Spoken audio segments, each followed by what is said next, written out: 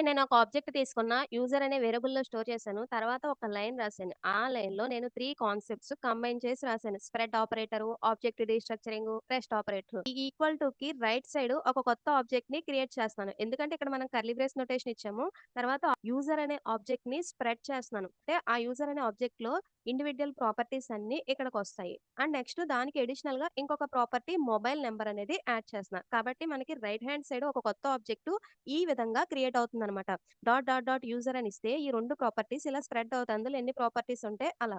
మనకి RHS side equal టూకి right side 3 dots ఉంటే దాన్ని స్ప్రెడ్ ఆపరేటర్ అని అంటాం. రైట్ హ్యాండ్ సైడ్ ఈ ఆబ్జెక్ట్ ఉంది. దాన్ని మనము డీస్ట్రక్చరింగ్ చేస్తున్నాము. దాని మీనింగ్ ఏంటంటే ఈ ఆబ్జెక్ట్‌లోని ప్రాపర్టీస్ మనము ఇండివిడ్యుయల్‌గా ఒక్కొక్క వేరియబుల్‌లోకి అసైన్ చేసుకోవచ్చు. ఈ కంప్లీట్ ఆబ్జెక్ట్‌లో నాకు నేమ్ ఒకటి సెపరేట్‌గా కావాలని చెప్పి నేమ్ అనే వేరియబుల్‌లో పెట్టుకున్నాం.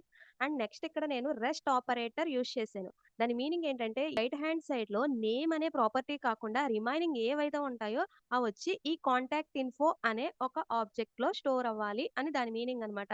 ఈ 3 డాట్స్ అనేవి ఆర్‌హెచ్‌ఎస్ రైట్ హ్యాండ్ సైడ్ ఉంటేనేమో అది spread operator. LHS left hand side ఉంటేనేమో అది రెస్ట్ ఆపరేటర్. ఈ రెస్ట్ ఆపరేటర్ ఏం చేస్తుందంటే ఇక్కడికొచ్చే రిమైనింగ్ అన్నిటిని గ్రూప్ చేసేస్తుంది. నేమ్ అనే ప్రాపర్టీస్ తీసేసాక రిమైనింగ్ ఏవైతే ఉన్నాయో వాటన్నిటిని ఇక్కడ కాంటాక్ట్ ఇన్ఫో అనే ఆబ్జెక్ట్‌లో స్టోర్ చేస్తుందనమాట. అవుట్‌పుట్ చూసుకున్నట్టయితే నేమ్ అనే వేరియబుల్‌లో స్వాతి అని వచ్చింది. తర్వాత కాంటాక్ట్ ఇన్ఫో అనే ఒక కొత్త ఆబ్జెక్ట్ క్రియేట్ అయింది. రెస్ట్ ఆపరేటర్ సింటాక్స్ ద్వారా. దానిలోకి ఏమొచ్చినాయి? ఈమెయిల్, మొబైల్ వచ్చింది. ఈమెయిల్, మొబైల్ ఎందుకొచ్చినాయి? ఇక్కడ నేమ్ కాకుండా రిమైనింగ్ ఎన్నైతే ప్రాపర్టీస్ ఉంటాయో అవన్నీ ఒక కొత్త ఆబ్జెక్ట్‌లో క్రియేట్ అవుతాయి. దాన్ని మనం ఇక్కడ కాంటాక్ట్ ఇన్ఫో అనే నేమ్‌తో రిప్రజెంట్ చేసుకున్నాం.